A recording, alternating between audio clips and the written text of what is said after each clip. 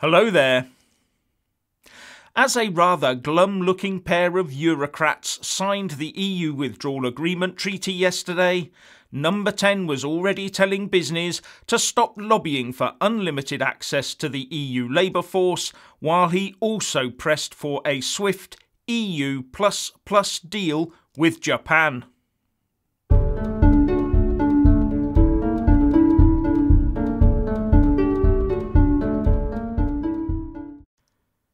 Firstly, as ever, please kick that YouTube algorithm up the jacksie by giving this video a big, fat like.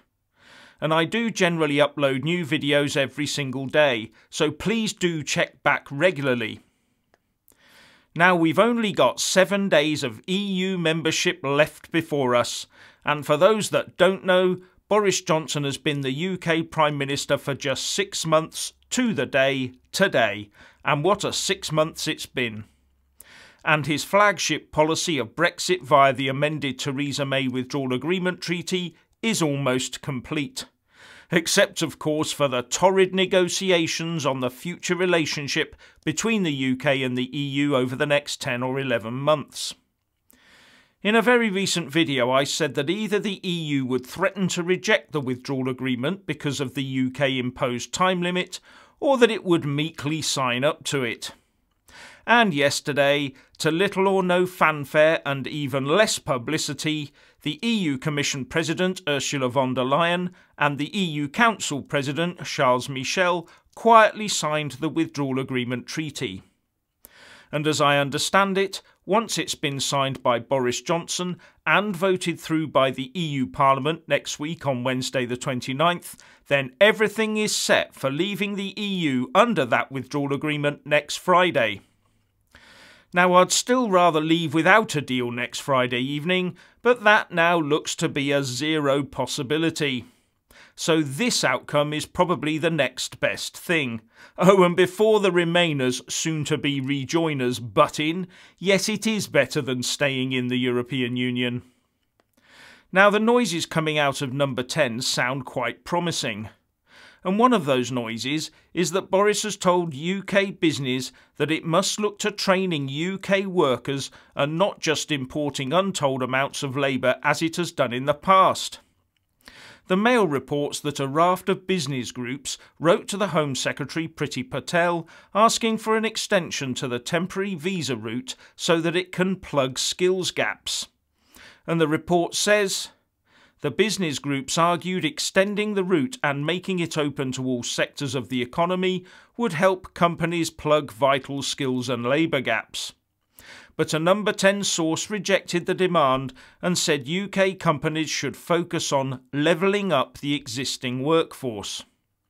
The source said, our new immigration system will be open to top talent from across the world, but business lobby groups should stop lobbying for unlimited labour from the EU and instead focus on investing and levelling up the existing workforce. So more training for UK workers, and that can never be a bad thing. And here's a quick, obvious question. With so many people staying on in education in the UK and getting degrees, etc., then why do we actually have any skills gaps at all? Just asking. Next, we have the Mail reporting that the PM is targeting a trailblazing trade agreement with Japan by the autumn to show Brussels and the world Britain is ready to go. And on this, the Sun reports that Boris Johnson wants to strike Britain's first post-Brexit trade deal with Japan, and before the end of the year, in a bid to whip up a bandwagon. And that Cabinet Ministers have agreed to pursue an agreement with Tokyo at lightning speed. It goes on to report that this has been dubbed by insiders as EU++, because it will be a better deal than the one the EU struck with Japan last year. And this is part of a plan of setting up early trade deals with Japan, the US, Australia and New Zealand, as well as the European Union. Now, Boris is multilingual in that he is said to be fluent in Latin, French and Italian, as well as having a grasp of German and Spanish. And who can forget his recital from memory of the Iliad in Homeric Greek in front of an audience in Melbourne back in 2013. Now I wonder if there's any rules about having to speak English at PMQs. Maybe Latin or ancient Greek would be more entertaining. I mean, Jeremy Corbyn only spoke the language of Marxist claptrap and he got away with that for years. Anyway, I've even heard some say that Boris has a smattering of the English language too, and has even been known to scribble down a few words from time to time. So one can picture him relishing the opportunity and revelling in the resulting comedic value of him attempting to make a speech in Japanese, which I'm sure he would milk more than Peter Phillips and Kitty Spencer in a Chinese advert. But we do have to be careful, as Boris might slip up linguistically and accidentally sign the UK up to the requirement that a Pikachu has to drive our red London buses as part of a future Pokemon franchise.